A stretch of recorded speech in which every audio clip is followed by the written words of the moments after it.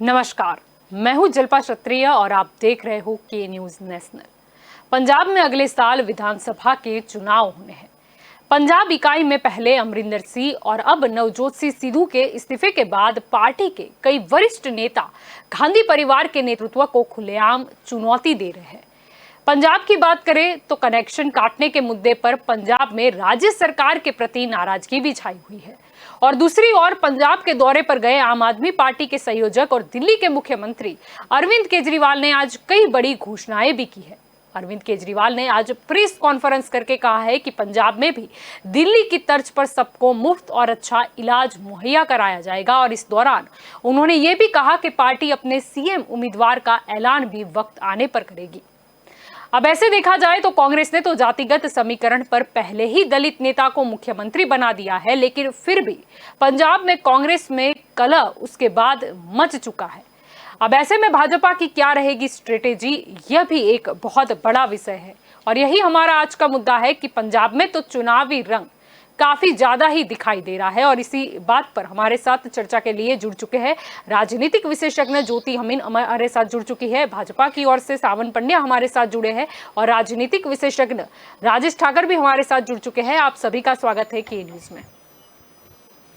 राजेश जी, आपसे शुरुआत करना चाहेंगे, क्या लगता है सबसे पहले कैप्टन अमरिंदर सिंह सिद्धू की बात में आता है कांग्रेस हाईकमान और कैप्टन अमरिंदर को सॉरी कह देता है और उसके बाद फिर से सिद्धू को लगता है कि कहीं ना कहीं वो जो कहेंगे वो पार्टी मान ही लेगी या पार्टी की कोई मजबूरी है कि उन्हें उनकी बात माननी पड़ेगी और इसी में वो जो अपना अध्यक्ष स्थान है उससे इस्तीफा देते हैं और उसके बाद विवाद जो है वो थमने का नाम ही नहीं ले रहा।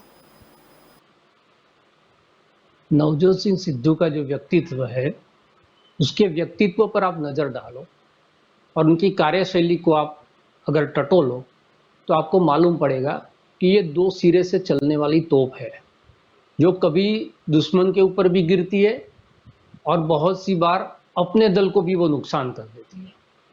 उनका जो विम्सिकल माइंड है, यानी कि राजनीतिक अस्थिरता वाले निर्णय करने की उनकी जो मानसिकता है, वो मानसिकता का परिणाम आज कांग्रेस पंजाब में भुगत रही है। पहली बात ये।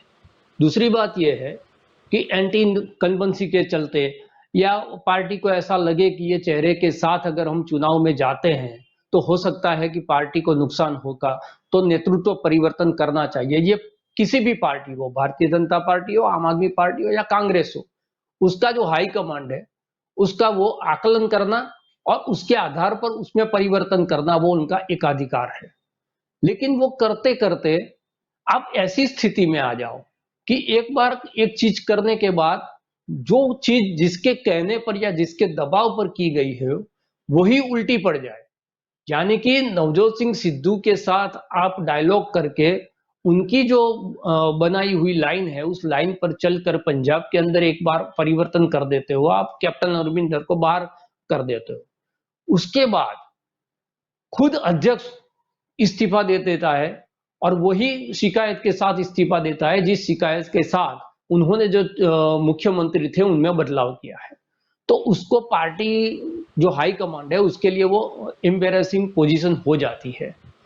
अभी आज की जो स्थिति है उस स्थिति में कहीं ना कहीं मुख्यमंत्री और नवजोत सिंह सिद्धू की मीटिंग के बाद कुछ सुलह करने की या थोड़े से मुद्दे पर एक साथ आने की बात या संकेत मिल रहे हैं।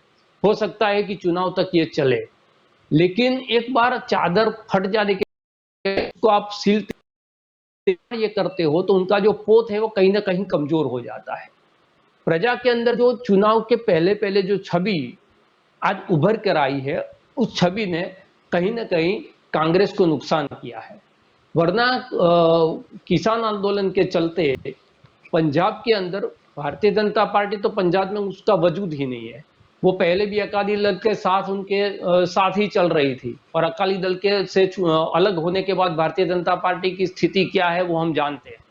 तो भारतीय जनता पार्टी को इसमें बहुत खुश होने की जरूरत नहीं है। हाँ, खुश उस तरह से हो सकती है कि कांग्रेस के हाथ में जो गिने चुने स्टेट है उसमें से एक स्टेट है वो भी चला जाए तो उनका जो वो कांग्रेस जो मेन नेशनल पार्टी है, पूरे देश में दो ही नेशनल पार्टी मैं समझता हूं कि भारतीय जनता पार्टी और कांग्रेस है जो कश्मीर से कन्याकुमारी तक दोनों दल हर स्टेट के अंदर अपने एजेंडा के साथ अपने प्रत्याशी रख पाते हैं। बाकी बहुत सी रजिस्टर पार्टी है नेशनल, लेकिन उनका जो दर्जा है वो प्रादेशिक पार्टी के तौर पर, तो जो नेशनल पार्टी है उसको राष्ट्रीय पॉलिटिक्स तक बहुत सत्ता पे काबिज रहा जा सकता है। ये जो स्ट्रेटेजी है भारतीय जनता पार्टी की, उसमें कहीं ना कहीं उनको लाभ होता दिखता है पंजाब में, अगर कांग्रेस खत्म होती है या हार जाती है तो। बाकी सत्ता में आने के दूर दूर तक भारतीय जनता पार्टी को सपने देखने की वहां पर जरूरत नहीं है। और कैप्टन अमरिंदर सिंह का भी अमित शाह के साथ आज मुलाकात हुई है, नहीं ऐसा नहीं है। आज से आप देखो कि 5 महीने पहले वो किसानों के मुद्दे के बहाने अमित शाह से मिले ही थे, लेकिन कैप्टन भी भारतीय जनता पार्टी में जाने से हिचकिचा रहे हैं, क्योंकि उनको ग्राउंड रियलिटी पता है। आज किसान आंदोलन के चलते हरियाणा, पंजाब और उत्तर प्रदेश के कुछ जिलों में जो स्थिति बनी हुई है, वो भारतीय जनता पार्टी के वहां के नेता रास्ते पर नहीं उतर आए, ऐसी स्थिति है। वो उनको पब्लिक के बीच में जाना हो तो भी दिक्कत आती है, ऐसा वहां पर आक्रोश है लोगों का।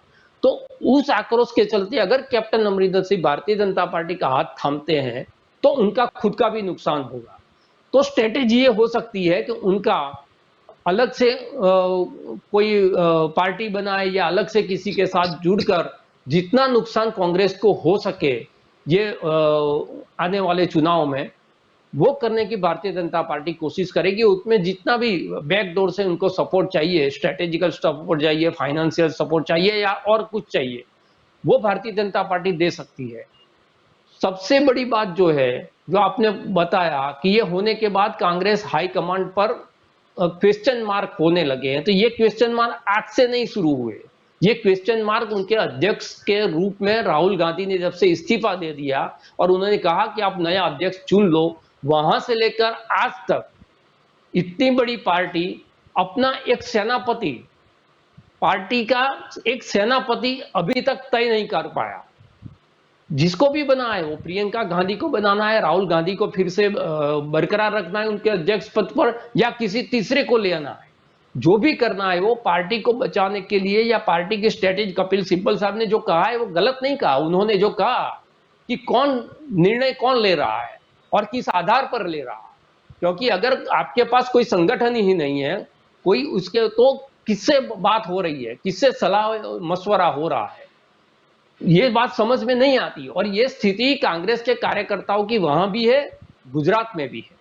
आप अगर उनको ऑफ द रिकॉर्ड, मैं कांग्रेस के बहुत सारे नेताओं से ऑफ द रिकॉर्ड पूछता रहता हूं कि ये स्थिति, तो वो उसमें अपना जो मजबूरी है वो व्यक्त करते हुए कहते हैं आपकी बात सही है, ये हो जाना चाहिए, लेकिन हम क्या करें, हम भी चाहते हैं कि ये हो जाना चाहिए, क्योंकि ये बार बार जो क्वेश्चन है, वो क्वेश्चन का सामना किसको करना पड़ता है, उनके प्रवक्ताओं को करना पड़ता है, उनके कार्यकर्ताओं को रास्ते पर करना पड़ता है। कहीं पर भी विमर्श होता है तो बोलते हैं कि आपके में इतनी अनिर्णायकता क्यों है आपके नेतृत्व के चलते। तो ये सारी स्थिति है, और उससे एक जो परसेप्शन बनता है पार्टी का, भारतीय जनता पार्टी ने एक पूरा परिवर्तन गुजरात के अंदर कर दिया, बहुत स्मूथली हो गया। जो भी होगा, जिस तरह से किया, डिक्टेटरशाही उसे आप बोलो, उसको तानाशाही बोलो, या किसी दो आदमी का कब्जा पार्टी पर समझो, जो भी आप बात करो, लेकिन जो भी हुआ, जो परिवर्तन हुआ, वो स्मूथली ट्रांसफर हो गया। और उसके बाद में कहीं पर हम इंतजार कर रहे थे, हम राजनीतिक पंडित के चलते हमको ऐसा लगता है कि कहीं से कुछ मिले तो उसमें हम चर्चा करें, लेकिन ऐसा कुछ मिला नहीं। तो ये जो खूबसूरती है भारतीय जनता पार्टी के पास, उसको भी लोकतांत्रिक रूप से हम उसकी भी आलोचना कई बार करते हैं, लेकिन साथ साथ जो नियंत्रण होना चाहिए नेतृत्व का, वो किसी भी हो, वो हमारी संस्थाएं हो, हमारा परिवार हो या राजनीतिक दल हो, सभी जगह पर जो लीडर है, वो लीडरशिप का जो सबसे महत्वपूर्ण जो उसका लायकात होनी चाहिए, वही होनी चाहिए कि जो उनकी टीम है या उनका जो मजबा है, उसको एकत्रित रखे और उसको नियंत्रित रखे। ये दोनों में कांग्रेस कहीं ना कहीं विफल साबित हुई है, उससे कोई इनकार नहीं कर सकता। जी बिल्कुल। सावंत जी, आपकी ओर आना चाहूंगी। पंजाब की अगर बात करें, चलो कैप्टन अमरिंदर सिंह जिन्होंने अपने जो दिल्ली दौरे थे उसके बाद ये बयान दे दिया है कि वो कांग्रेस में नहीं रहेंगे, कयास तो ये भी लगाए जा रहे थे कि शायद कैप्टन अमरिंदर सिंह जो है वो अमित शाह से मिलने के बाद कहीं ना कहीं भाजपा में शामिल हो सकते हैं। लेकिन अगर कैप्टन अमरिंदर सिंह भाजपा में शामिल नहीं होते हैं तो फिर भी क्या कांग्रेस को तोड़ने के लिए बीजेपी का सपोर्ट कैप्टन को रहेगा? जी देखिए, भारतीय जनता पार्टी जब भी इलेक्शन में जाती है तो अपने जो कार्यकर्ताओं की फौज है पूरी, वो कार्यकर्ताओं की फौज और प्रजा का जो विश्वास रहता है उसके साथ भारतीय जनता पार्टी हमेशा इलेक्शन में जाती है। अगर आप देखेंगे तो भारतीय जनता पार्टी कार्यकर्ताओं के हिसाब से विश्व की सबसे बड़ी पार्टी है। तो ये ये चीज को मैं ऐसे कहूंगा कि भारतीय जनता पार्टी का जो कार्यकर रहता है वो इलेक्शन के किसी भी वो जो कोई भी चुनाव हो, या चाहे स्टेट का चुनाव हो, चाहे सेंटर का चुनाव हो, कोई भी स्टेट हो, तो हमेशा चुनाव के लिए तैयार रहता है। दूसरी बात यह है कि जो अभी जो अप डाउन हो रहा है, तो कांग्रेस में तो बात कांग्रेस की है, तो अब कांग्रेस क्या कर रही है आप देखिए। अब उनका नेतृत्व भी कहाँ कुछ पता नहीं चल रहा है कि कौन प्रमुख है, कौन कभी सीएम को पता नहीं होता है कि रिजाइन दे दिया है प्रेसिडेंट ने। तो आप वो सब देख लीजिए, तो जो देखिए तो आप उलट पलट हो रहा है सब। अब उसके अंदर जो जहाँ पे जो जनता है वो कहाँ है वो पता नहीं है, जनता के काम कहाँ है वो पता नहीं है। दूसरी तरफ भारतीय जनता पार्टी में देखिए तो Bharatiya Janata party cadre based party है।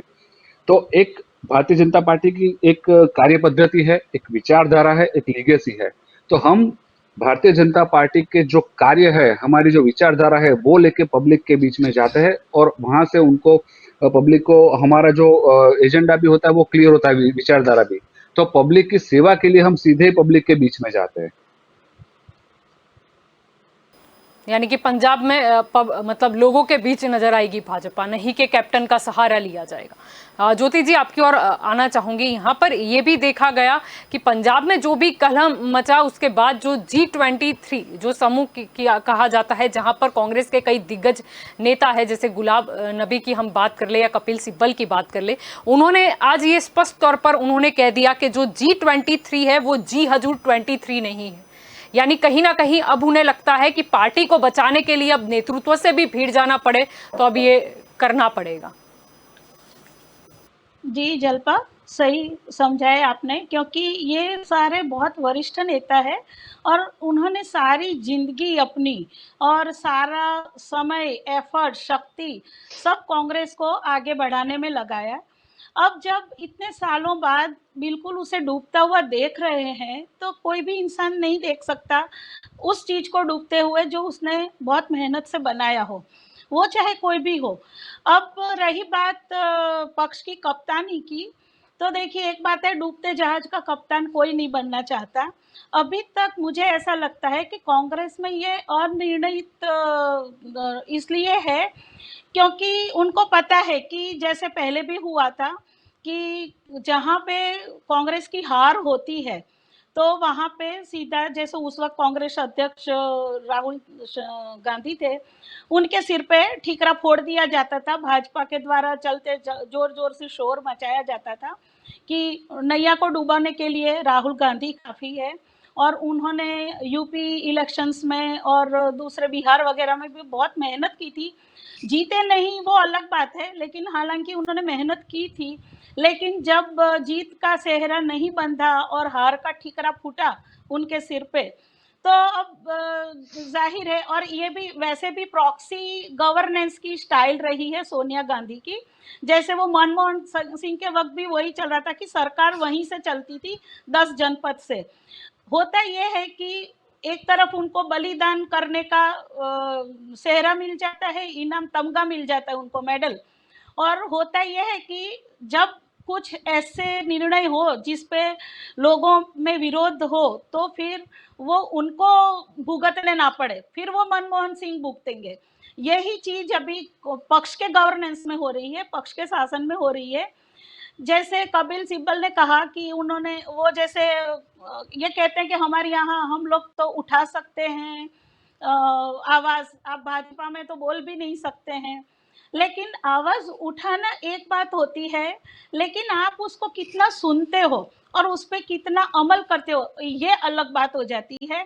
और इस मामले में कहूंगी तो तानाशाही तो दोनों पक्षों के हाईकमांड की बराबर की है, इसमें हम किसी को प्लस माइनस नहीं दे सकते। अब रही बात अमरिंदर सिंह की अमित शाह से मिलने की, तो इसकी दो वजह है। देखिए, अमरिंदर सिंह ने तो पहले भी इस इलेक्शन की शुरुआत में कह दिया था 5 साल पहले ही कि ये मेरी जिंदगी का आखिरी इलेक्शन है।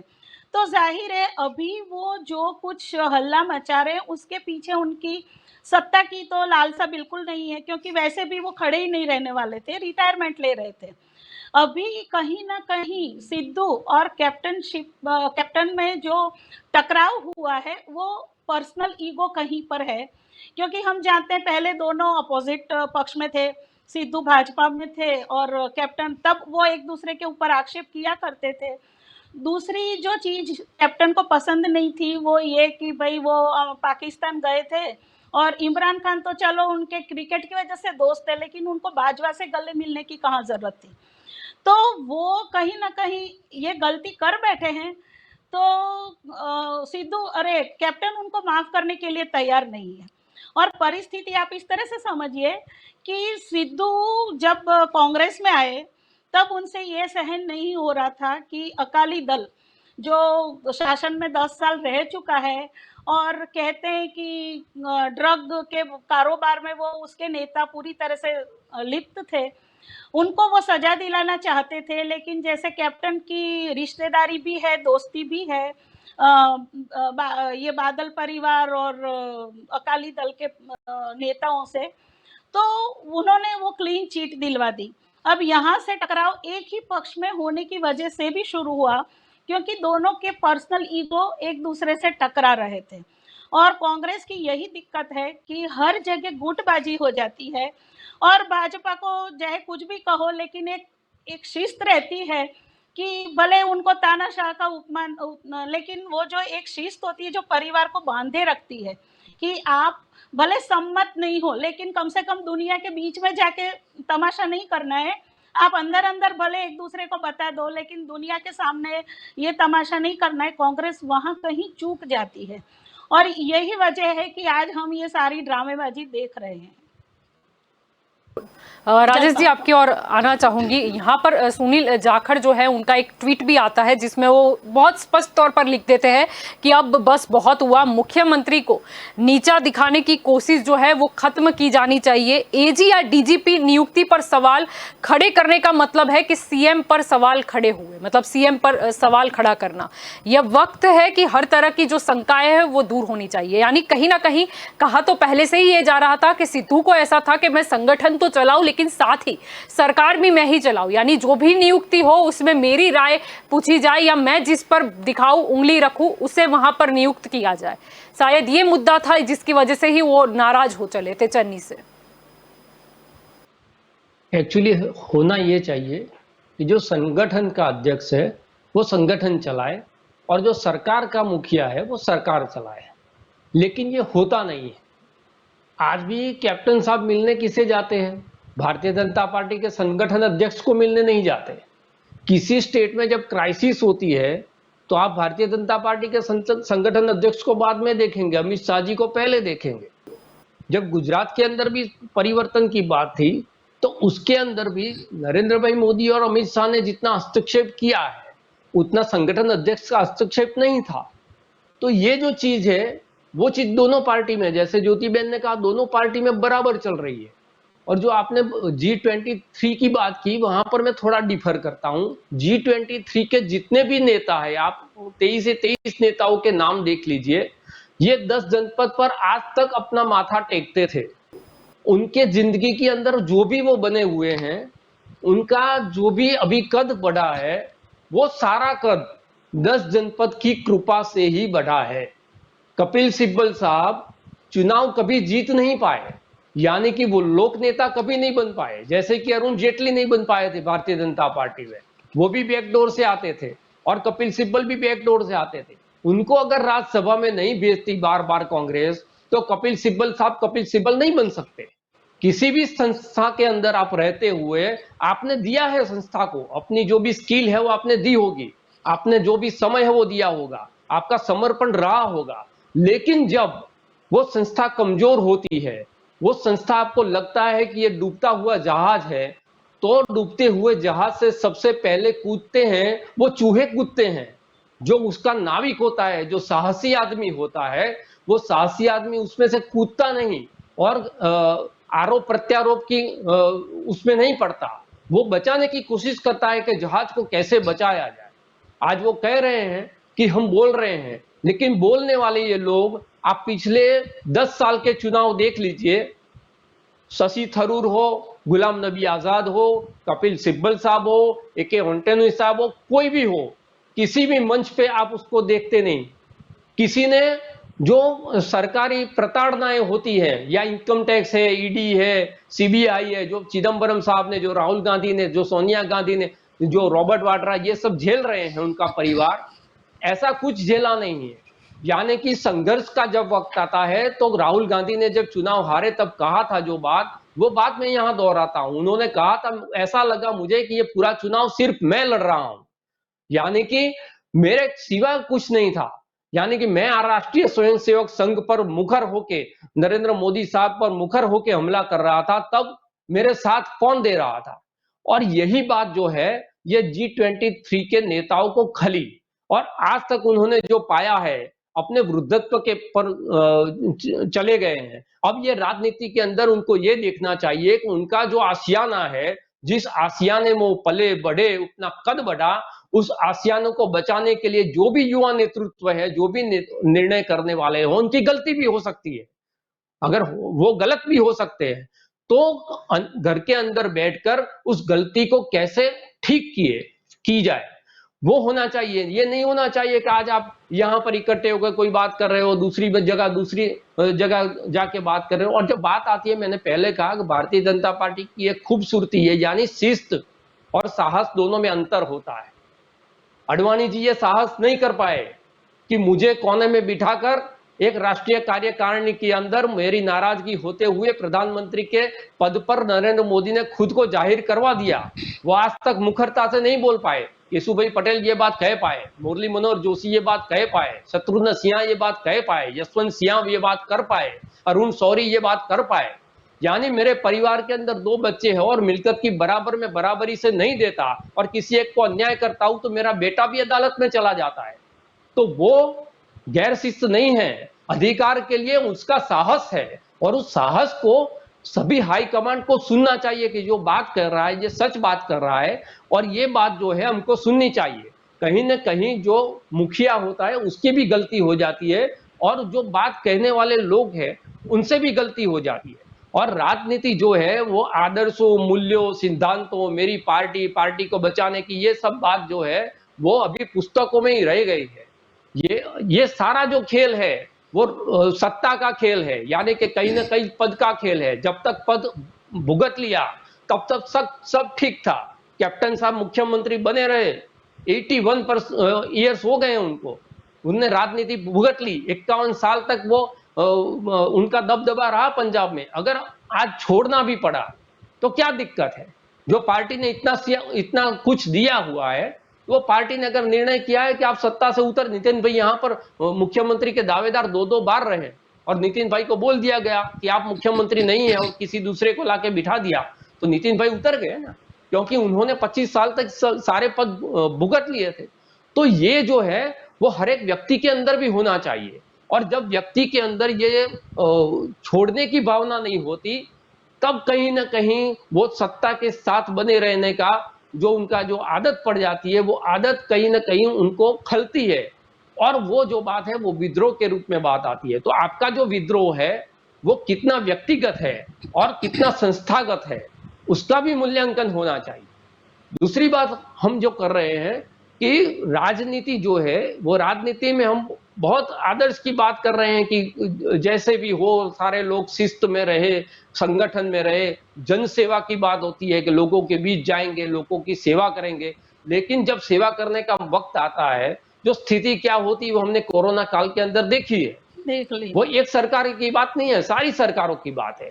जब नागरिकों की जो मूलभूत आवश्यकताएं है, जो नागरिक चाहता है सरकार से, सरकार उनके लिए माई बाप है। अगर किसानों को भी कोई तकलीफ होती है तो उनकी पहली नजर आसमान पे होती है और दूसरी नजर उन सरकार के पास होती है। अगर आसमान से बारिश नहीं गिरती तो वो आशा करता है कि सरकार हमको कोई मदद करेगा। कोई आदमी अगर बीमार है और उसके पास पैसा नहीं है, तो वो आशा करता है कि मैं जो टैक्स दे रहा हूं, मैं जो मत दे रहा हूं, मेरा जो नागरिक अधिकार है, वो अधिकार किसी को सौंप रहा हूं 5 साल के लिए, तो वो अधिकार के बदले में मुझे जो मूलभूत मिलनी चाहिए, जो मुफ्त शिक्षा मिलनी चाहिए, मुफ्त आरोग्य मिलना चाहिए, मुझे न्याय मिलना चाहिए, मुझे सुरक्षा मिलनी चाहिए, तो ये सब नागरिक का अधिकार है।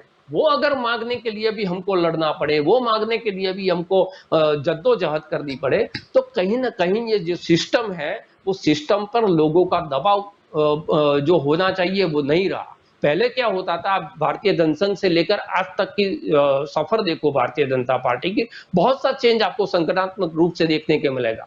इसी तरह के संस्था कांग्रेस से लेकर इंदिरा कांग्रेस तक आप देखो, तो उसमें भी आपको बहुत सी चीजें देखने को मिलेंगी। जिस तरह से बलराज मधोक से लेकर दीनदयाल उपाध्याय से लेकर अटल बिहारी वाजपेयी से लेकर मुरली मनोहर जोशी आए, आरिफ बेग साहब आए, सिकंदर बख्श साहब आए, उन लोगों का जो काम करने का तरीका था, कार्यकर्ताओं के साथ में संपर्क का जो उनका तरीका था, वो आज कहीं ना कहीं नहीं है।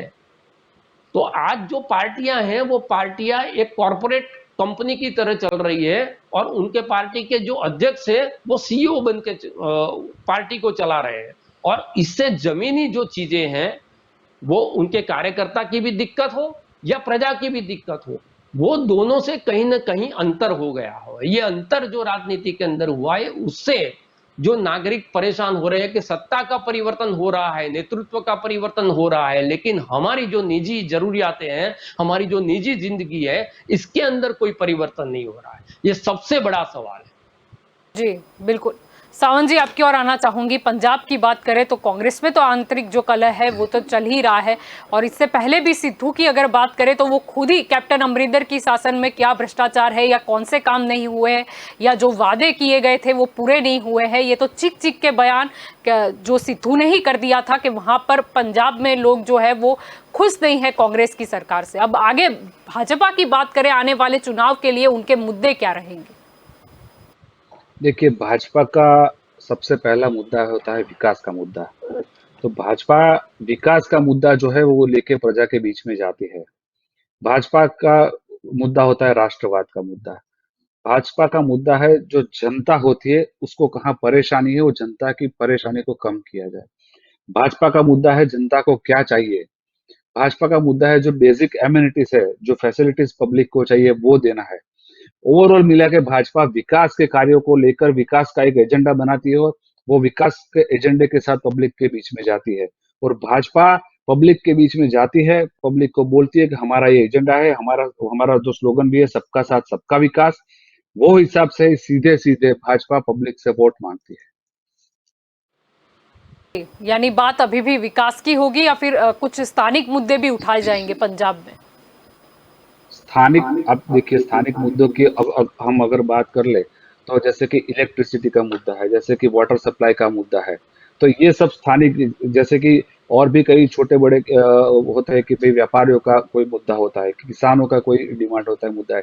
तो ओवरऑल जो डिमांड्स होती है, ओवरऑल जहाँ पे तकलीफ होती है, ओवरऑल जहाँ पे किसी कोई एक वर्ग को कोई तकलीफ है, तो वो सबका वो सुनना है, वो सबको जस्टिफाई करना है। तो भाजपा ओवरऑल आप देखेंगे तो सब सब एट द एंड सब डेवलपमेंट की बात ही होती है। तो विकास के मुद्दे के साथ ही भाजपा जाएगी। जी, आपकी ओर आना चाहूंगी ज्योति जी। अगर बात करें पंजाब की तो वहां पर आम आदमी पार्टी है, उसका भी प्रचार करने के लिए खुद केजरीवाल गए थे। उन्होंने वहां पर कई घोषणाएं भी की। उन्होंने ये भी कहा कि मोहल्ला क्लिनिक जो दिल्ली में है उस तरीके की हम पंजाब में भी खोलेंगे। उन्होंने मुफ्त जो बिजली है उसके बारे में भी चर्चा की। क्या लगता है केजरीवाल का ये जो फॉर्मूला है वो पंजाब में काम आएगा? जल्पा, पहले तो मैं ये राजेश भाई की एक बात को जवाब देना चाहूँगी। जैसे उन्होंने कहा कि जब सत्ता से किसी को हटाया जाता है, तो जैसे भाजपा में नितिन भाई पटेल को हटा दिया, वो चुपचाप हट गए और कैप्टन हल्ला मचा रहे। लेकिन 2 परिस्थितियों में फ़र्क है। विजय रूपाणी जी को विदाई करना था, वो ऊपर से पहले से तय हो चुका था। लेकिन पहले उनका गुणगान किया गया, जाहिरात बहुत सारी विज्ञापन दिए गए कि उन्होंने बहुत अच्छा काम किया है, बहुत अच्छे निर्णय लिए हैं। अब इतने अच्छे निर्णय थे और इतने अच्छे काम कर रहे थे, तो फिर एकदम से हटाने की कहाँ जरूरत थी। लेकिन ये उनको अच्छे से विदाई देने का तरीका था, जबकि अमरिंदर सिंह ने मतलब इस्तीफा दिया है, क्योंकि उनको पता चला था कि उनकी जानकारी के बगैर एमएलएस की मीटिंग बुलाई गई थी। ये अपमानजनक बात थी, और वो भी इलेक्शन, अच्छा अभी भाजपा गुजरात में इलेक्शन में 1.25 साल बाकी है, तो आप चेहरा बदल के चलो गुडविल खड़ी कर सकते हो। वैसे जनता इतनी मूर्ख नहीं है कि वो 1.25 साल में आगे का सब भूल जाएगी, ये भी भाजपा की गलतफहमी है। लेकिन चलो फिर भी 1.25 साल है नई सरकार को कुछ कर दिखाने के लिए, जबकि पंजाब में तो सिर्फ 3 महीने बाकी थे।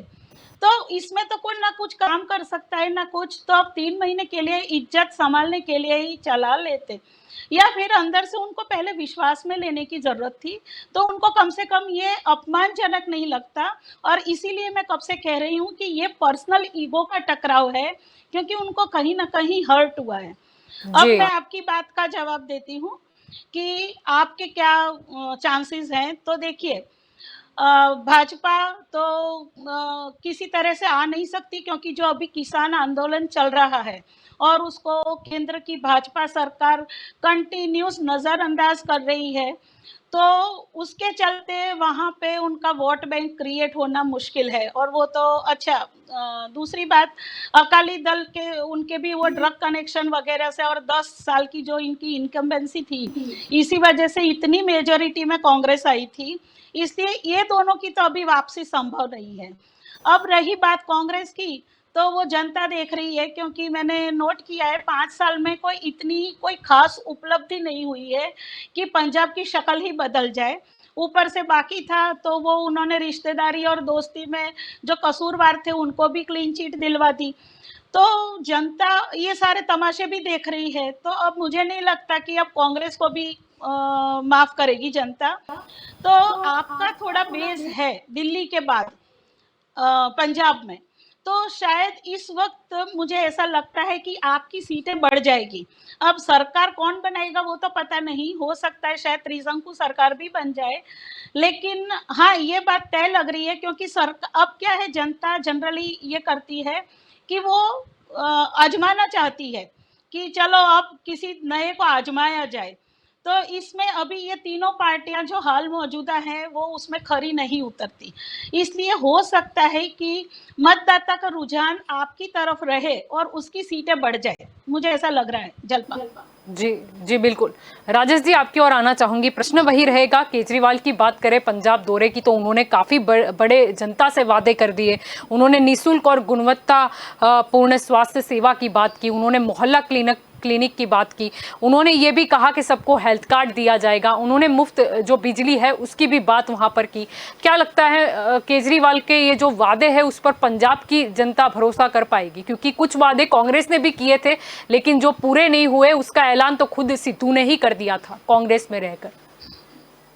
जैसे ज्योतिबेन ने कहा कि जो बाकी 3 जो पार्टियां हैं, वो तीनों पार्टियों को कहीं ना कहीं लोगों ने आजमाया है, और आजमाने के बाद, हेलो आवाज आ रही है मेरी?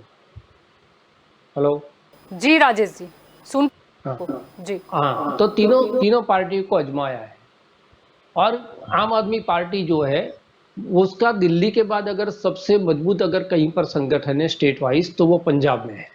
पंजाब से वो सांसद भी चुन के लाई थी, और पहली बार जब चुनाव लड़ी तो उनका वोट प्रतिशत भी खासा रहा था, तो उसको उम्मीद जगी हुआ। और जो नया जो तमाशा हुआ है कांग्रेस में, उसके बाद उनकी जो आशाएं है वो बड़ी हो, और उसके आधार पर वो लोग स्ट्रेटेजिकल मेहनत चालू कर दे पंजाब के अंदर, तो हो सकता है कि चित्र बदल सकता है। क्योंकि पब्लिक कब क्या करेगी, दिल्ली में पहली बार जब आम आदमी पार्टी चुनकर आई तो लोगों को ये पता नहीं था कि जो एक 50 साल से 100 साल से जो लोग अपनी राजकीय बपोती समझते थे राजनीति को, उसमें कोई नए लोग आएंगे जिनका कोई राजनीतिक अनुभव नहीं होगा, और वो दोनों को खत्म करके वो लोग सत्ता में आएंगे। और एक बार नहीं, वो 3 बार चुने गए दिल्ली के अंदर, और 2 बार तो ऐसे रिपीट हुए कि जो ऐतिहासिक था उसमें। और उसके बाद उनका जो करंट है वो गुजरात में भी दिखा पिछले चुनाव में, थोड़े से पैमाने पर दिखा, लेकिन एक ऊर्जा उसमें संगठन में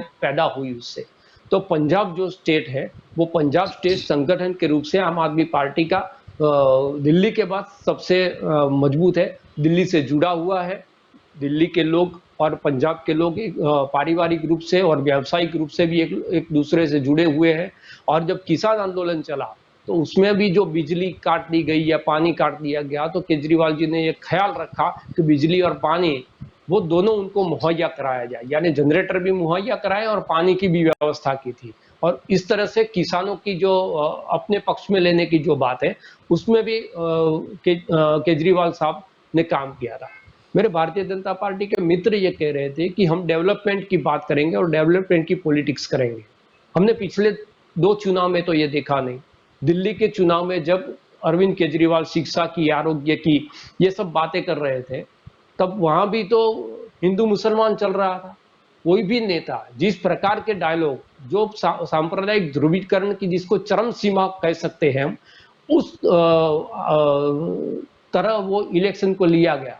उसके बाद पश्चिम बंगाल का हमने चुनाव दिया, तो उसमें भी कहीं काम की बात नहीं दिखी, वहां भी राम की बात दिखी, जय श्री राम का नारा लेके आप चले गए। तो जहां जहां भारतीय जनता पार्टी कमजोर होती है, वहां पर वो भावनात्मक मुद्दों को लेकर चली आती है, उसमें वो उनका राष्ट्रवाद की जो भी उनकी डेफिनेशन है उसको आगे कर देती है, और इसके बाद में जो सांप्रदायिक ध्रुवीकरण है उसके एजेंडे को हाथ में लेती है। जहां पर वो मजबूत होती है वहां डेवलपमेंट की बात करती है, लेकिन डेवलपमेंट की बात में भी कभी कभी इसका मिश्रण किया जाता है, यानी कि कोई निर्णय ऐसा लिया जाता है जो निर्णय की नागरिकों के लिए लाभकर्ता भी हो, और उस निर्णय से सांप्रदायिक माइलेज जो है वो भी उनके पक्ष में हो। तो ये भारतीय जनता पार्टी की स्ट्रेटेजी रही है, यानी मिक्सोपैथी है उसमें, कि डेवलपमेंट की भी बात करो और उसके साथ साथ में अभी जो बात की गई केंद्र सरकार में जो परिवर्तन हुआ मंत्रिपरिषद में, उसमें ओबीसी, अब की बार ओबीसी सरकार, एक ऐसा संदेश दिया गया, क्योंकि पंजाब के बाद, पंजाब में दलितों की संख्या ज्यादा है, उसके बाद उत्तर प्रदेश का भी चुनाव आता है। उत्तर प्रदेश, बिहार, ये दोनों की राजनीति हमको पता है कि कितनी उसमें जातिगत पॉलिटिक्स होता है, तो उसका भी आधार लिया गया। यहाँ पर भी जब मुख्यमंत्री बदला गया तो उसमें भी जो पाटीदार थे, उनकी जो भावनाएं थी, उसके आधार पर परिवर्तन किया गया। तो सिर्फ डेवलपमेंट की बात, पूरी बात चलती भी नहीं पॉलिटिक्स में, क्योंकि उसके अंदर समाज भी इसके लिए जिम्मेदार है। हम भी जब वोट देने जाते हैं तो हम जाति देखते हैं, तो उसमें सिर्फ हमको राजनीतिक लोगों को गाली देना ये ठीक बात नहीं है, क्योंकि लोगों की समझ जो है उसके अंदर से जब तक ये नहीं जाएगा, ये धर्म का जो बातें हैं या ये जातिगत बातें हैं, जब हमारे जहन से नहीं जाएगी, तब तक हमारी जो साइकोलॉजी का इसका इस्तेमाल सभी राजनीतिक दल करेंगे। लेकिन पंजाब के अंदर जो स्थिति बनी हुई है, उसमें भारतीय जनता पार्टी ये कर सकती है कि जितना डैमेज कांग्रेस को किया जाए, सीधा उनका जो जहां पर मजबूत हो वहां पर भी, हमने वहां के जिला परिषद के चुनाव देखे, भारतीय जनता पार्टी के 70% लोगों ने उसमें उसकी डिपॉजिट चली गई। तो ऐसा आक्रोश भारतीय जनता पार्टी के खिलाफ था, तो वो ये देखेगा कि जो सीट पर वो लोग मजबूत है वहां पर मेहनत करेंगे, जहां पर कांग्रेस को हरा सकते हैं, उसमें अमरिंदर सिंह हो या अकाली दल हो या आम आदमी पार्टी हो, जो कौन जब त्रिकोणीय या चतुष्कोणीय जंग होता है तो कहां पर कौन किसके वोट काटेगा वो सेफोलॉजिस्ट को भी पता नहीं चलता है, उसके तो उसमें कौन किसके वोट काटेगा वो भी महत्वपूर्ण रहेगा। और अभी जो 100 दिन बाकी है, 100 सवा 100 दिन, इसमें दररोज जो राजनीतिक है वो कौन से करवट पर बैठेगी, उस पर वहां का जो मतदाता है उनका मन बनेगा, और मन बनने के बाद हमको पता चलेगा। लेकिन अभी ये लग रहा है कि ये सारे के अंदर आम आदमी पार्टी कहीं ना कहीं पंजाब के अंदर जो उनका ग्राफ है उसमें बढ़ाने में सफल होगी। जी, आपकी ओर आना चाहूंगी सावंत जी। जब यहाँ पर चर्चा चल रही है पंजाब की बात करें, तो केजरीवाल ने तो कहीं ना कहीं अपने जो मुद्दे हैं वो स्पष्ट तौर पर जनता को भी महसूस करवा दिया है, वहां वादे भी किए हैं। अगर बीजेपी की बात करें तो पंजाब में बीजेपी का चेहरा कौन?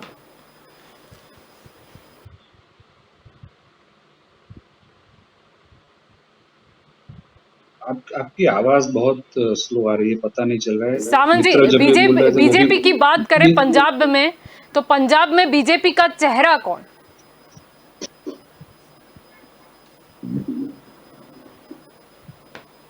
जी सावंत जी, आवाज ही नहीं आ रही है मेरे तक। मेरा हेडफोन भी मैंने निकाल दिया, फिर भी आवाज नहीं आ रही। मेरे मित्र जो बोल रहे थे वो भी कोई मैं बात सुन नहीं, नहीं आप पाया हूँ। फिर से एक बार लॉग इन कर लीजिए, फिर आपको शायद आवाज आ जाएगी। ज्योति जी, मैं आपकी ओर लौटना चाहूंगी। यहाँ पर जब हम चर्चा कर रहे हैं, विषय कि ये भी बनता है कि कहीं ना कहीं कांग्रेस के लिए खतरा ये भी है आने वाले चुनाव में कि सिद्धू, जिन्होंने कैप्टन अमरिंदर को निकालने के लिए ये नहीं देखा कि वो कांग्रेस की ही जो है वो कहीं ना कहीं कांग्रेस के लिए खड्डा खोद रहे हैं, क्योंकि सिद्धू ने जो उकसावे में है कैप्टन अमरिंदर पर यह भी आरोप लगाया था कि ये फार्म हाउस से सरकार चलाते हैं। उन्होंने ये यहाँ तक कह दिया कि इनको किसी भी अगर विधायक है उसको मिलने में कोई इंटरेस्ट नहीं है, मतलब कोई रस नहीं है उनको जनता के किसी मुद्दे में। फिर उन्होंने कहा कि कांग्रेस ने जो ज्यादातर वादे किए थे कहीं ना कहीं कैप्टन अमरिंदर जो है वो उसे पूरा ही नहीं कर पाए हैं, कहीं ना कहीं एक खतरा है। यानी सिद्धू ने जो है वो पता ही नहीं चला कि ये कांग्रेस की ओर से बोल रहे हैं या किस मुद्दे पर बोल रहे हैं। यानी कांग्रेस के लिए खड्डा सिद्धू ने जो खोद के रखा है, क्या लगता है कांग्रेस को कितना भारी लगेगा? जलपा, घर का भेदी लंका ढाए, पूरा इतनी बढ़िया मेजोरिटी के साथ वहाँ का जनादेश मिला था पंजाब का।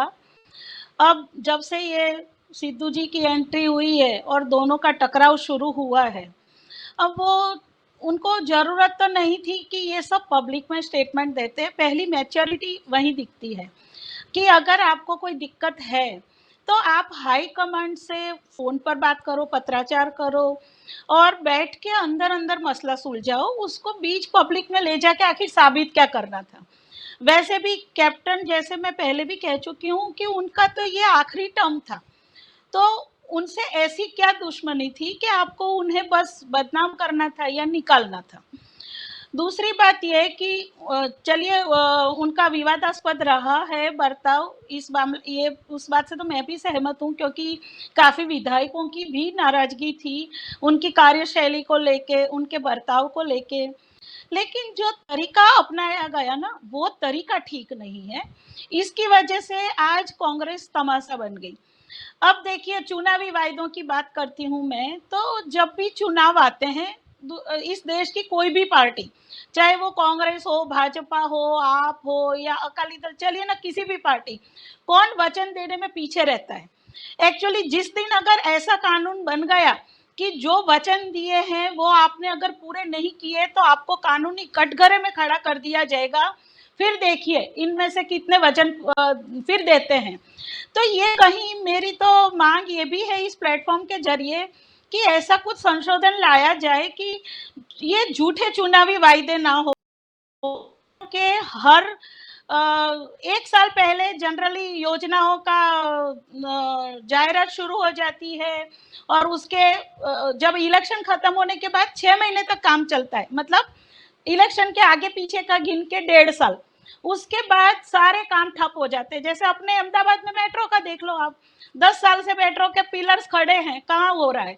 और जब ये विस्टा का भूमि पूजन पिछले साल हुआ, अगले साल तक हो जाएगा।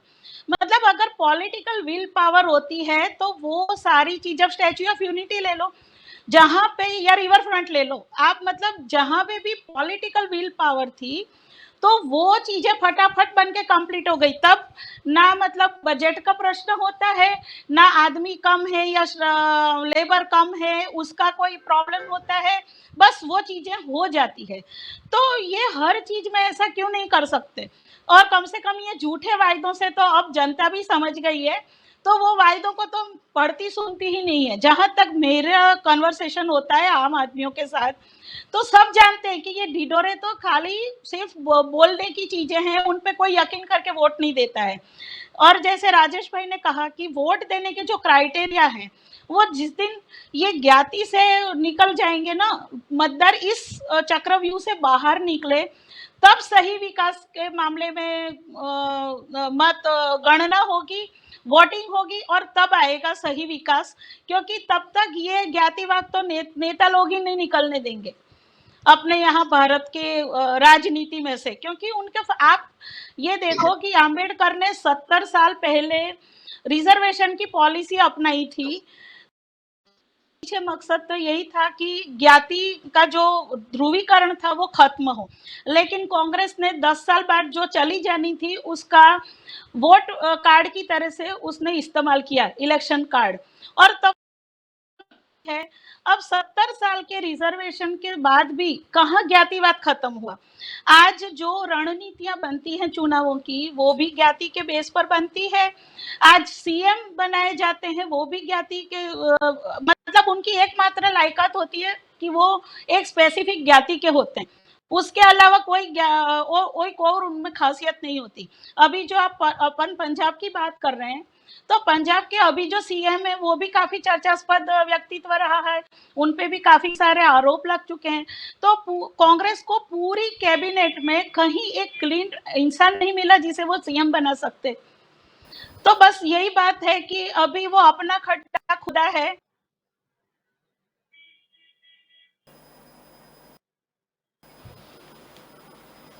जी राजेश जी, आपकी ओर आना चाहूंगी। प्रश्न ये भी है, अगर चरणजीत चन्नी की भी बात करें, उन्होंने सीएम बनने के बाद तुरंत ही कहीं ना कहीं वो सिद्धू ने जितनी खाई खोदी थी उसका डैमेज कंट्रोल करते नजर आए। उन्होंने सबसे पहले तो ये बयान दे दिया कि रेत का बिजनेस करने वाले और माफिया मुझसे न मिले, मैं उनका प्रतिनिधि नहीं हुई। यानी इसका इनडायरेक्टली मतलब ये निकलता है कि क्या कैप्टन अमरिंदर जो है वो माफियाओं के साथ बैठते थे, रेत का बिजनेस करते थे। दूसरा, उन्होंने कहीं ना कहीं जो राज्य सरकार की यानी पंजाब की बात करें, पंजाब की जो कांग्रेस सरकार से किसान नाराज थे बिजली के चक्कर में, यानी उन्होंने यहाँ पर यह भी घोषणा करी सीएम बनने के साथ कि किसानों को बिजली जो है वो माफ रहेगी, पानी सप्लाई वाली मोटरों का हम बिल नहीं लेंगे।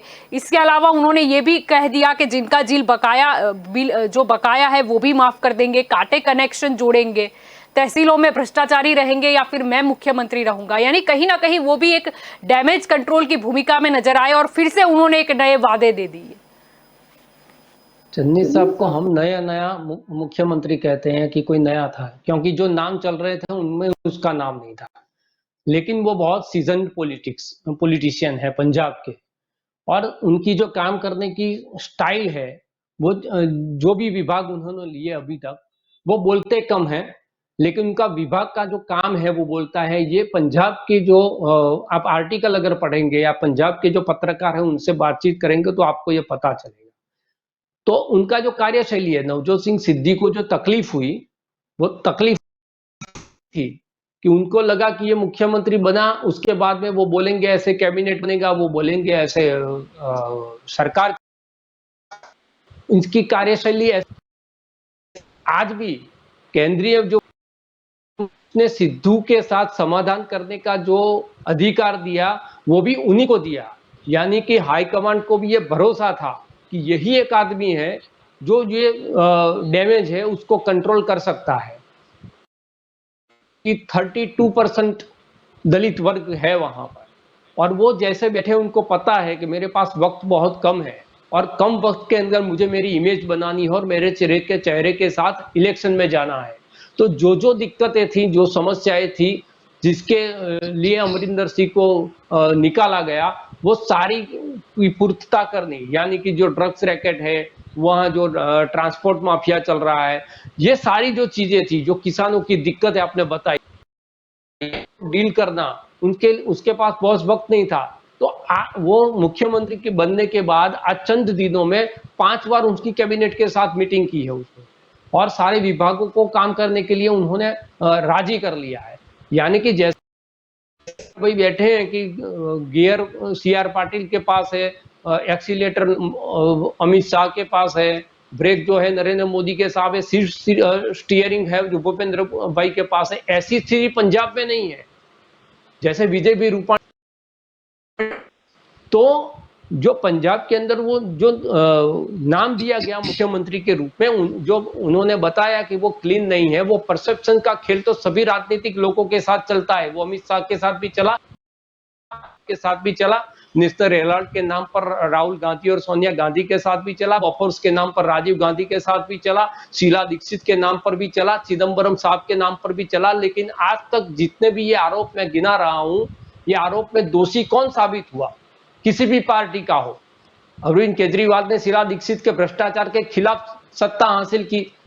शीला दीक्षित जी के खिलाफ उन्होंने क्या किया? कुछ नहीं किया। 5 साल में जब ईडी बुला देती है, फिर 5 साल के लिए घर भेज देती है। उसके बाद में 5 साल कहां होता है? 7 साल हुआ। क्या हुआ उसका? नेशनल हेराल्ड के लिए उनको अदालत तक ले गए थे सोनिया गांधी और राहुल गांधी को। उसके बाद में उसका क्या हुआ? बॉफर्स का कितना मुद्दा इस देश के अंदर उछाला गया, 2G, 3G, 4G, कितना बड़ा मुद्दा उछाला गया। कौन दोषी साबित हुआ? ये सारे कौभांडों को। तो एक परसेप्शन का भी खेल होता है। यहां भी सुजलाम और सुफलाम के नाम पर आरोप गढ़े गए हैं। तो जो ये राजनीति है उसमें अभी क्या है कि किसी का कद बढ़ाने के बदल सबसे पहले उसका कद को काटो, उसकी इमेज को खराब करो, उनका जो कैरेक्टर है उसका असैसिनेशन करो। ये सारी चीज राजनीति के अंदर होने लगी है और इसके लिए ये जो गंदगी के चलते सारे लोग ये कर रहे हैं। तो उससे क्या होता है? जो हेल्थी लोकतंत्र था कि अटल बिहारी वाजपेयी बहुत ही आलोचना करते थे इंदिरा गांधी की, लेकिन उनका व्यक्तिगत जो संबंध था वो बहुत अच्छा रहा। सुषमा स्वराज और सोनिया गांधी जो प्रधानमंत्री नहीं बनी उसके लिए सबसे बड़ी जो जिम्मेदार है वो सुषमा स्वराज थी। उसके बावजूद भी सुषमा स्वराज की हर करवा चौथ पर सोनिया गांधी उनकी गेस्ट रही। प्रमोद महाजन का उसी तरह से जो रिश्ता था वो माधवराव सिंधिया के साथ रहा। तो राजनीति आज भी शंकर सिंह वाघेला है, वो भारतीय जनता पार्टी के आलोचक रहे हैं, लेकिन फिर भी उनका जो संबंध है जो पुराने नेताओं के साथ है, नरेंद्र मोदी जी के साथ है, वो रहा है। और एक दूसरे की सलाह भी लेते थे, जब दिक्कतें आती थी तो साथ मिलकर उसका हल भी निकालते थे। तो ये राजनीति थी। अब जो है ये राजनीति नहीं रही। अब राजनीति के अंदर क्या हुआ कि मैं अगर भारतीय जनता पार्टी में हूं और सामने वाला जो आदमी है कांग्रेस में, तो हम दुश्मन की नजर से देखते हैं।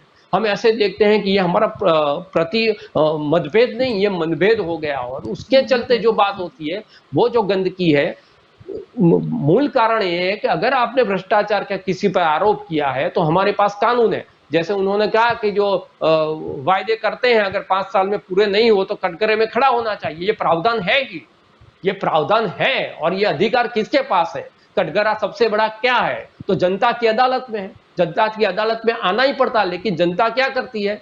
जनता कभी राम के नाम पर वोट देती है, कभी लव जिहाद के नाम पर वोट देती है, कभी सर्जिकल स्ट्राइक के नाम पर वोट देती है, कभी अफगानिस्तान के नाम पर वोट देती है, कभी पाकिस्तान के नाम पर वोट देती है। और फिर हॉस्पिटल में बेड नहीं मिलती तब रोती है, जब इंजेक्शन नहीं मिलते तो रोना आता है, जब रास्ते में गड्ढे देखते हो तो आपको वहां पर दिक्कत नहीं दिखती। तो कटघरा तो जनता के पास है और जनता की अदालत में ये नेताओं को हर 5 साल के बाद जवाब देने के लिए आना पड़ता है। लेकिन सजा देने का अधिकार जिसके पास है वो कामगिरी का मूल्यांकन किस आधार पर करते हैं? 5 साल में उनको मिली हुई दिक्कत को वो नहीं देखते। पिछले 1 महीने में कोई भी एक भावनात्मक बात आ जाती है उसमें बहकर, यानी कि नल का जो पानी है वो आंख के पानी का पर्याय नहीं हो सकता। दिल से लिया गया जो निर्णय है वो कभी भी दिमाग की कसौटी पे खरा नहीं हो सकता। लेकिन लोग दिल से बहकाव में आ जाते हैं और बहकाव में आकर पॉलिटिकल हिप्नोटिज्म का एक बहुत बड़ा खेल होता है और खेल में फंस जाते हैं। तो कटघरा तो है ही 5 साल के बाद। कोई यावत चंद्र दिवाकर नहीं है। इंदिरा गांधी 70 साल तक इस देश के अंदर राज किया, उसके बाद भी वो हारी थी। नरेंद्र मोदी साहब आज है कल नहीं होंगे, अटल बिहारी वाजपेयी थे आज नहीं है। तो ये यावत चंद्र दिवाकर नहीं है, ये लोकतंत्र है। किसी भी पार्टी या किसी भी नेता या किसी व्यक्ति की बपोती नहीं है, उनकी जागीर नहीं है, वो इसको लिखवा के नहीं लाया। उसमें सबसे बड़ा जो मालिक है वो 130 करोड़ लोग हैं। लेकिन वो लोग भूल गए हैं कि हम मालिक है और जिसको बिठाते हैं वो 5 साल के लिए हम उनको सेवा करने के लिए हमारा सेवादार रखा गया है। हम जैसे कहें, हमको जैसा बताया गया है वैसा करने के लिए उनको हमने पावर ऑफ अटॉर्नी दिया है। अगर उस पर वो खरा नहीं उतर, हमारे घर में काम करने वाला आदमी भी ठीक काम नहीं करे तो हम नौकरी से निकाल देते हैं। तो इनको तो हमने हमारा पूरा भविष्य दिया हुआ है। हमारा कल कैसा होगा, हमारा देश का कल कैसा होगा, उसका पूरा अधिकार है, वो इन लोगों को दिया है। और उसमें वो खरे नहीं उतरते तो हमारी फर्ज है, हमारी ड्यूटी है कि हम कुछ भी नहीं देखे, कोई रंग नहीं देखे, कोई जात नहीं देखे, कोई धर्म नहीं देखे, कोई पक्ष नहीं देखे, कोई चेहरा नहीं देखे, सिर्फ ये देखे कि मेरिट पे ये आदमी खरा उतरा है कि नहीं उतरा और हम वोट दे। जब ये देश के 130 करोड़ लोग ये बात समझ जाएंगे, तब ये जो खेल है, जो राजनीति का खेल हो रहा है, जो कुर्सी का खेल हो रहा है, आयाराम गयाराम की जो राजनीति हो रही है, जो नौटंकियां होती है, वो सारी खत्म हो जाएगी। जी सावंत जी, आपकी ओर आना चाहूंगी। प्रश्न मेरा फिर से दोहराती हूँ, पंजाब में बीजेपी का चेहरा कौन रहेगा? देखिए, बीजेपी का पंजाब में चेहरा लोकल ही रहेगा और बीजेपी की हाईकमांड जो है वो पंजाब में बीजेपी का चेहरा तय करेगी। जी ज्योति जी, आपकी ओर आना चाहूंगी। अंतिम सवाल मेरा आपसे ही रहेगा। हमने ये भी देखा था पहले कि जब पंजाब का इलेक्शन जैसे जैसे करीब आ रहा था, पहले अकाली दल हो, बसपा हो, आम आदमी पार्टी हो या बीजेपी हो, कहीं ना कहीं उन्होंने घोषणा कर दी थी कि अगला जो चुनाव होगा उसमें अगर हमें जीत हासिल होती है तो हम जो दलित चेहरा है उसे मुख्यमंत्री बनाएंगे। और कांग्रेस ने शायद यही उसके दिमाग में भी चल रहा था। वोटिंग हुई थी, लेकिन वोटिंग के पैटर्न से अगर गए होते तो जाखड़ को सबसे ज्यादा वोट मिले थे, लेकिन कहीं ना कहीं वहां भी सिद्धू ने टांग अड़ाई थी। उसके बाद रंधावा का नाम सामने आया था। फिर जब सिद्धू ने कहा कि नहीं, अगर कोई जाट जो है वो सीएम बनेगा तो वो मैं हूंगा, आप रंधावा को नहीं बना सकते। यानी आखिर में फैसला लिया गया कि क्यों नहीं ये जो चारों पार्टी है उनको सह और मात दी जाए, दलित नेता को हम मुख्यमंत्री बना दे पहले ही, और 32% जो वोट बैंक है उस पे भी हम कब्जा कर दे। क्या लगता है अब क्या होगा पंजाब में? पंजाब में जैसे मैं पहले कह चुकी हूँ कि इस इलेक्शन में बहुत देखने में इंटरेस्ट रहेगा, क्योंकि बहुत रसाकसी वाली ये रहेगी, क्योंकि इस वक्त ऊँट किस करवट बैठेगा, प्रजा के पेट में अब क्या पनप रहा है, और वो भी आने वाली 3 महीने की परिस्थितियां भी तय करेंगी। लेकिन ये है कि जाखड़ को बनाने का इसलिए सिद्धू ने विरोध किया क्योंकि वो अमरीक सिंह के खास नज़दीकी माने जाते हैं, और रंधावा जैसे आपने खुद नहीं कहा कि जाट होने की वजह से उन्होंने खुद को प्रोजेक्ट किया, और उनकी महत्वाकांक्षा से तो हर कोई वाकिफ है। तो सबको पता है कि उन्हें किसी भी तरह से सीएम बनना है। लेकिन जैसे दूसरी पार्टियां भाजपा में थे, तो भाजपा के भी नेता कहते ही हैं कि वो जिस भी पक्ष में जाएंगे उसके लिए वो लायबिलिटी बन जाएंगे, और वो अभी कांग्रेस सफर कर रही है। अब जो ये दलित कार्ड खेला है, तो मैं निजी तरीके से तो इस तरह के ज्ञाति के कार्डों के विरोध में ही हूँ, और मेरी चले तो मैं तो यही जागरूकता लाने की कोशिश करूंगी कि मतदार भी इन सब चीज़ों से परे उठकर विकास और चुनाव के जो खड़े हैं उम्मीदवार, उनके चरित्र को देखने के बाद ही उन्हें वोट दे। और इसीलिए जैसे राजेश भाई ने कहा कि जन जागृति बहुत जरूरी है, वरना ये सब चलता ही रहेगा। इसमें अच्छे सुशासन की आशा करना व्यर्थ हो जाता है जब तक मतदार खुद जागरूक नहीं हो। बिल्कुल, आप सभी मेरे साथ इस चर्चा में जुड़े, इसीलिए आप सभी का शुक्रिया। धन्यवाद जी। तो दंगल देश का में आज का हमारा मुद्दा था कि पंजाब में तो चुनावी रंग देखने को मिला है। कैप्टन अमरिंदर सिंह और सिद्धू की अनबन सभी वाकिफ थे, लेकिन अचानक से ही एक बड़ा भूचाल आ गया पंजाब में। कैप्टन अमरिंदर सिंह जिनका इस्तीफा ले लिया गया, उसके बाद सिद्धू कहीं ना कहीं उन्हें लगा था कि मैं सीएम बन जाऊंगा, लेकिन फिर भी वहां पर जाखड़ का नाम सामने आया, रंधावा का नाम सामने आया, और आखिर में अचानक से कांग्रेस को यह विचार आया कि अगर अब बनाना है तो क्यों ना सभी पार्टी चुनाव के बाद की बात कर रही है, क्यों ना हम चुनाव से पहले ही दलित चेहरा को जो है उसे मुख्यमंत्री के तौर पे हम प्रस्तुत कर दें। क्यों ना हम श्रेय ले जाए कि पंजाब में सबसे पहले दलित नेता को अगर मुख्यमंत्री बनाया हो तो वो कांग्रेस पार्टी ने बनाया है। कांग्रेस ने अपनी चाल तो चल दी, लेकिन कहीं ना कहीं सिद्धू ही उन पर भारी पड़ गए। सिद्धू अचानक से अपने जो अध्यक्ष स्थान है उससे इस्तीफा दे देते हैं, और उसके बाद कलह मच जाती है। G23 जो कांग्रेस के बड़े सीनियर नेताओं का ग्रुप माना जाता है, वो कहीं ना कहीं नेतृत्व के सामने सवाल खड़ा करते हैं। सवाल ये खड़ा करते हैं कि अगर ऐसा कोई पार्टी छोड़ के भी जा रहा है तो क्यों उससे बातचीत नहीं होती है, और अभी अगर कोई तय नहीं है कि कौन हमारा राष्ट्रीय अध्यक्ष है तो फैसले भी कौन लेता है। कई मुद्दे पर चर्चा होती है। देखा भी जाता है कि कपिल सिब्बल के घर के बाहर किस तरीके से कांग्रेस के ही कार्यकर्ता हंगामा बोल देते हैं, जिसके बाद काफी लोगों की नाराजगी भी सामने आती है। लेकिन कहीं ना कहीं कांग्रेस में जो कलह मची है उसका भाजपा क्या फायदा उठा पाएगा, या फिर कहीं ना कहीं आम आदमी पार्टी, जो भी पंजाब में केजरीवाल जो खुद पहुंचे थे वहां पर उन्होंने कई सारे वादे भी कर दिए, क्या वो सही में दिल्ली जो मॉडल है उसे पंजाब के लोगों के दिल में बसा पाएंगे? ये भी बहुत बड़ा प्रश्न है। पंजाब का इलेक्शन की बात करें तो काफी कम समय बच चुका है। अब देखना यही होगा कि आगे भाजपा की स्ट्रेटेजी क्या रखती है। और पंजाब की बात करें तो पंजाब की जो चन्नी सरकार है उन्होंने भी काफी उमंग में आकर, उत्साह में आकर वादे तो कर दिए, लेकिन सही में क्या वो अपने इस वादों को इतने कम समय में पूरा कर पाएंगे? और बात रही आम आदमी पार्टी की, तो क्या पंजाब की जनता उन्हें अपना पाएगी? क्योंकि अगर अकाली दल और बसपा की बात करें तो बसपा की बात आती है तो फिर कहीं ना कहीं दलित के जो वोट है वो कहीं ना कहीं बसपा की फेवर में पहले हमें नजर आने लगते हैं। यानी देखना यही होगा कि कौन सी जो पार्टी है जो पंजाब में कहीं ना कहीं राज करने के लिए सक्षम बनती दिखेगी। तो दंगल देश का में अभी बस इतना ही। ज्यादा जानकारी के लिए आप जुड़े रहे के न्यूज के साथ। नमस्कार।